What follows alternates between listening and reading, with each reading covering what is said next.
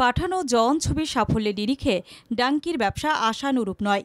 এমনকি দক্ষিণী ছবির সালারের দাপটে বক্স অফিসের লড়াইও পিছিয়ে আছে। এখনও পর্যন্ত 4 দিনে মোটামুটি সালারের কালেকশন যেখানে 250 কোটি, সেখানে ডাঙ্কির ব্যবসা 5 দিনে 150 কোটি ছুঁই ছুঁই। কিন্তু বড়দিনের ছবিটা একেবারেই গতির বিপরীতধর্মী। ক্রিসমাসের ছুটির দিনে সালারকে টেক্কা দিল ডাঙ্কি। বলিউডের বক্স অফিস এসে বলছে ক্রিসমাসের দিন বেশ ভালো ব্যবসা করেছে ডাঙ্কি। এদিন দেশে 22 কোটি টাকার ব্যবসা করেছে এই ছবি। অন্যদিকে বড়দিনের সালারের হিন্দি ভার্সন ঘরে তুলল 13 কোটি টাকা। প্রভাসের কাল্পনিক শহর খানসারের প্রেক্ষাপট ছেড়ে শাহরুখের বন্ধুত্ব, দেশের সীমানা পার করে অপর দেশে যাওয়ার ভালোবাসার নস্টালজিয়ায় যে মজেছে ভারতীয় দর্শক, তারই আঁচ পাওয়া গেল বড়দিনের ছুটির মরশুমে।